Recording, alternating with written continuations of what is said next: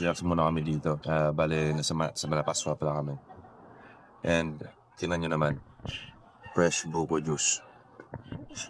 Ay, sorry. Buko shake pala. Galing kaming kanina, hindi siya naka-format na ganito kasi yung landscape. So, pumunta kami ng shipwreck na merong shark watching. Hindi naman literally shark watching, no? Kasi parang wala kang makitang shark. Di siya parang hahanapin pa eh. Pero sobrang ganda dito guys Tingnan nyo naman yung view ko.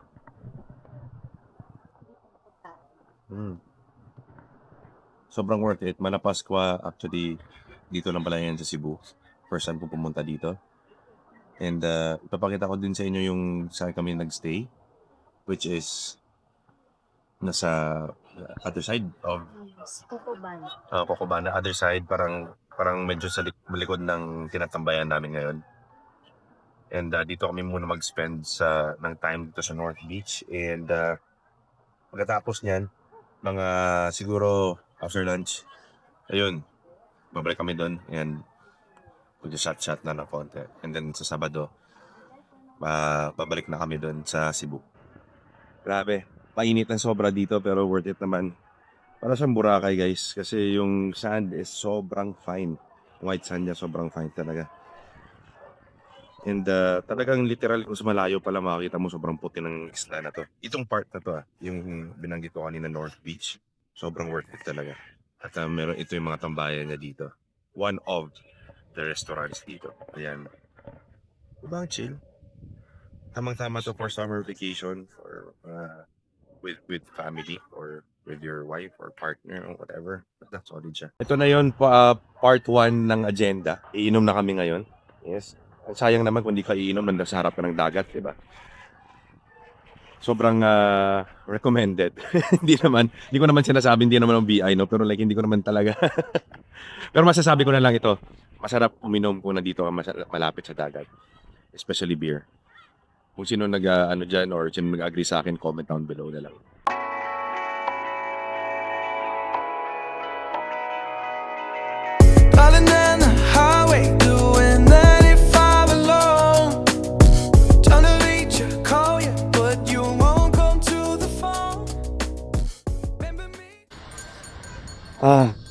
Kakain na kami.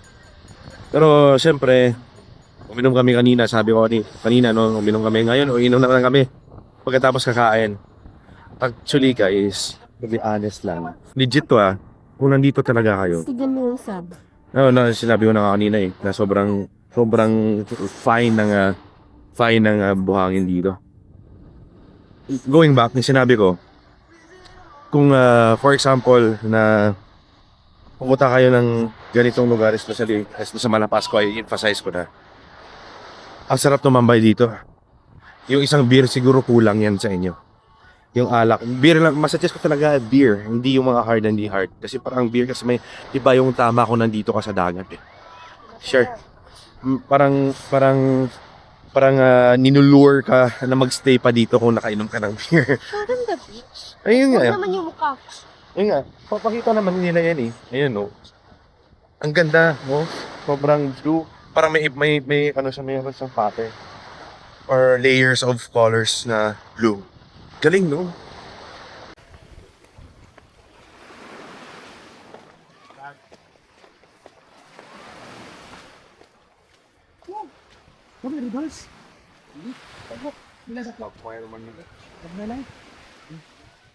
Oh. Angas. Mas ito? Or what a place.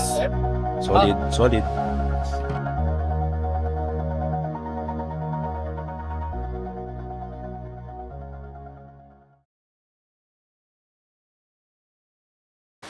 Ito na yung sitwasyon ko ngayon. Walang pump boat. Iniwan kami ng pump boat. Kasi siyempre mas priority yung Tagay. Maghanap namin ng paraan kung paano kami bumalik ng resort. Kasi malayo nga to. Sa other side, ito yung tinatambayan nga namin ngayon is iba. So, motor! Ayun! Butas yung bag, Oh, di ba? Nakahanap na kami agad ng paraan. Maghabal-habal kami. Butang Kasi nga sa resort. Cocobana. Cocobana. Yeah, babal. Yes.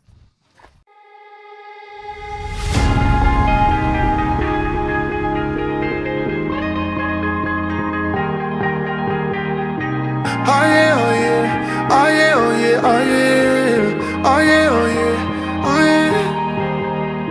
Hey there, what you drinking? 2 shots, let's pour it out. I know what you're thinking, but tomorrow won't come for us. This life that we're living, ain't never gonna give it up. Double shot for the gifted, and one more for us. There you go, drink it up. All this love in a cup. Yeah, we go slow, we go fast. Yeah, we can't get enough. Nakabalik na ako ng hotel. Ay, sorry. Resort pala.